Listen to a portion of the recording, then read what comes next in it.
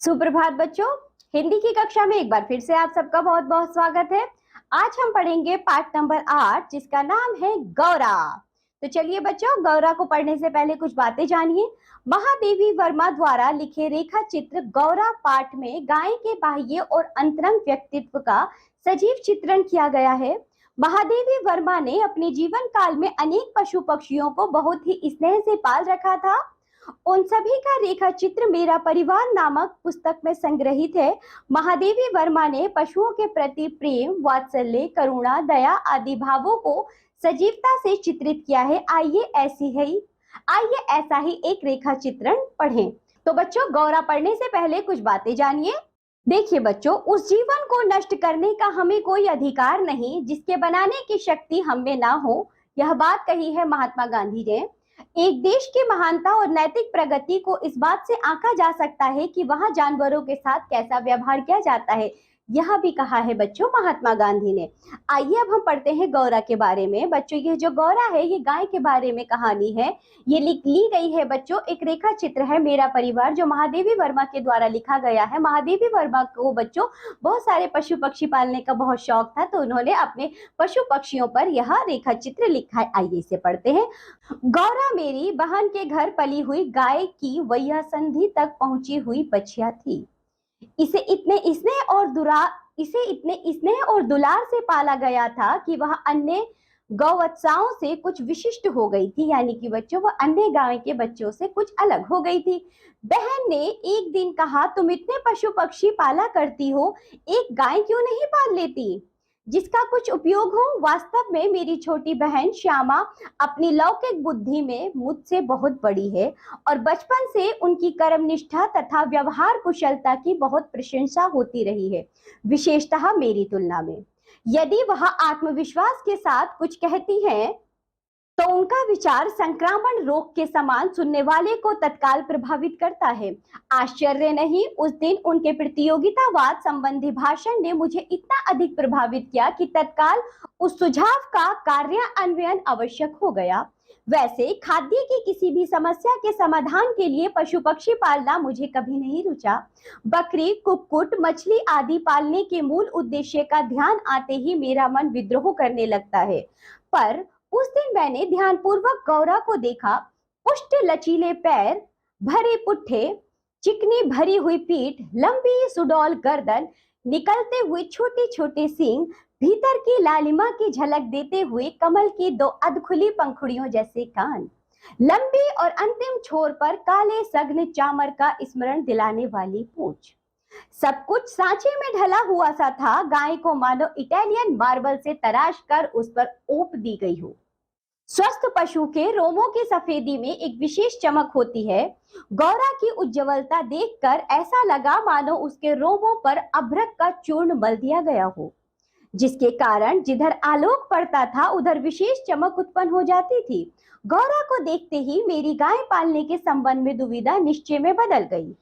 गाय जब मेरे बंगले पर पहुंची तब मेरे परिचितों और परिचारकों को श्रद्धा का ज्वार सा उमड़ गया।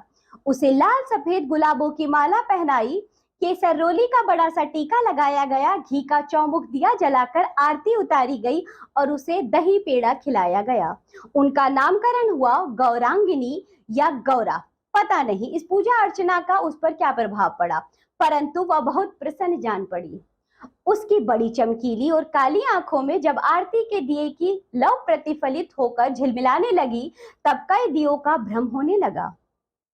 जान पड़ा जैसे रात में काली दिखने वाली लहर किसी ने कई दिए प्रवाहित कर दिए हों। गौरा वास्तव में बहुत प्रियदर्शनी थी। विशेषतः उसकी काली बिल्लौरी आंखों का तरल सौंदर्य तो दृष्टि को बांधकर स्थिर कर देता था। चौड़े उज्ज्वल माथे और लंबे सांचे में ढले हुए से मुख पर आंखें बर्फ में नीली जल के कुंडों के समान लगती थी। उनमें एक अनोखे विश्वास का भाव रहता था। गाय के नेत्रों में हिरण के नेत्रों जैसा चकित विस्मय न होकर एक आत्मविश्वास ही रहता था। उस पशु को मनुष्य से यातना ही नहीं निर्मम मृत्यु तक प्राप्त होती है, परंतु उसकी आंखों के विश्वास का स्थान न विस्मय ले पाता न आतंक। महात्मा गांधी ने गाय करुणा की कविता है क्यों कहा, यह उसकी आंखें देखकर ही समझ में आ सकता है। कुछ ही दिनों में वह सबसे इतने हिल मिल गई कि अन्य पशु पक्षी अपनी लघुता और उसकी विशालता का अंतर भूल गए। कुत्ते बिल्ली उसके पेट के नीचे और पैरों के बीच में खेलने लगे। पक्षी उसकी पीठ और माथे पर बैठकर उसके कान तथा आंखें खुजलाने लगे। वह भी स्थिर खड़ी रहकर और आंखें मूंद कर मानो उनके संपर्क सुख की अनुभूति में खो जाती थी।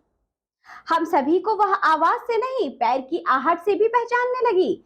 समय का इतना अधिक बोध उसे हो गया था कि मोटर के फाटक में प्रवेश करते ही वह बा बा की ध्वनि से हमें पुकारने लगती। चाय नाश्ता तथा भोजन के समय से भी वह इतनी परिचित थी कि थोड़ी देर कुछ पानी की प्रतीक्षा करने के उपरांत रंभा रंभा कर घर सिर पर उठा लेती थी। उसका हमसे साहचर्य जनित लगाव मानवीय स्नेह के समान ही निकटता चाहता था। निकट जाने पर वह सहलाने के लिए गर्दन बढ़ा देती, हाथ फेरने पर अपना मुख आश्वस्त भाव से कंधे पर रखकर आंखें मूंद लेती। जब उससे दूर जाने लगते तब गर्दन घुमा घुमा कर देखती रहती। आवश्यकता के लिए उसके पास एक ही ध्वनि थी, परंतु उल्लास, दुख, उदासीनता, आकुलता आदि की अनेक छाया छवियां उसकी बड़ी और काली आंखों में तैरा करती थी। एक वर्ष के उपरांत गौरा का एक हुष्ट पुष्ट सुंदर वत्स की माता बनी।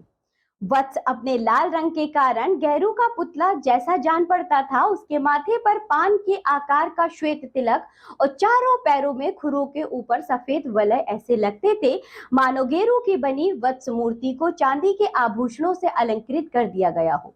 बछड़े का नाम रखा गया लाल मणि, परंतु उसे सब लालू के संबोधन से पुकारने लगे। माता पुत्र दोनों निकट रहने पर हिमराशि और जलते अंगारे का स्मरण कराते थे। अब हमारे घर में मानो दुग्ध महोत्सव आरंभ हुआ। गौरा प्रातः साय 12 सेर के लगभग दूध देती थी, अतः लाल मणि के लिए कई सेर छोड़ देने पर भी इतना अधिक शेष रहता था कि आसपास के बाल गोपाल से लेकर कुत्ते बिल्ली तक सब पर मानो दूध राहों का आशीर्वाद फलित होने लगा। कुत्ते बिल्लियों ने तो एक अद्भुत दृश्य उपस्थित कर दिया था। दुग्ध दोहन के समय वे सब गौरा के सामने एक पंक्ति में बैठ जाते और महादेव उनके आगे उनके खाने के लिए निश्चित बर्तन रख देता।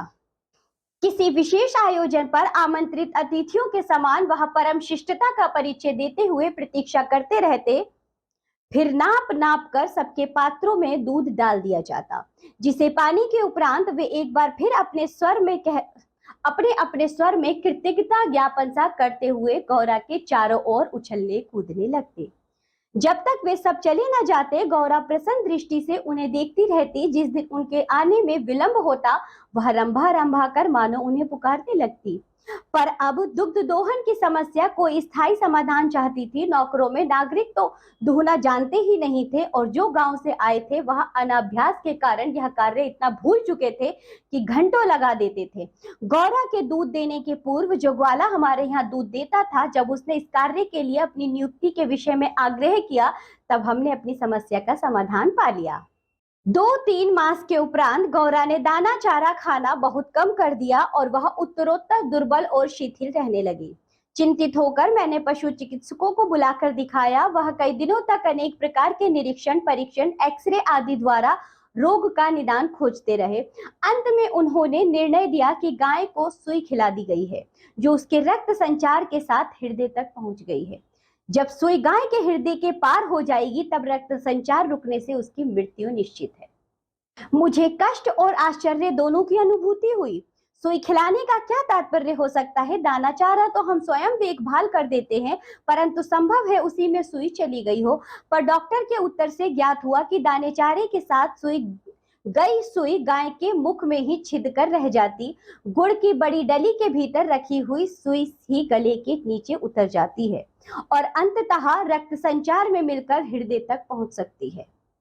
अंत में एक ऐसा निर्मम सत्य उद्घाटित हुआ जिसकी कल्पना भी मेरे लिए संभव नहीं थी। प्रायः कुछ ग्वाले ऐसे घरों में जहां उनसे अधिक दूध लिया जाता है, गाय का आना सह नहीं पाते। अवसर मिलते ही वह गुड़ में लपेटकर सुई उसे खिलाकर उसकी असमय मृत्यु निश्चित कर देते हैं।